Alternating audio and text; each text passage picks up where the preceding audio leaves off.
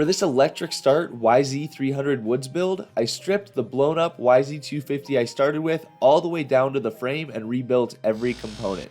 One thing that I decided was important to me on this build was to do everything that I could myself. On the RM125 build last year, I sent a lot of components out for work to be performed. I decided that it would be more fulfilling to expand my skill set for this build.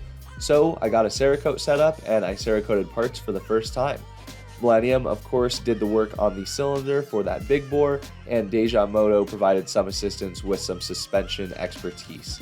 Other than that, this YZ was built fully in my garage, and I think it might be my coolest build yet. I'm always excited when the Broke to Built contest rolls around. It is unbelievable to see the builds people are doing these days.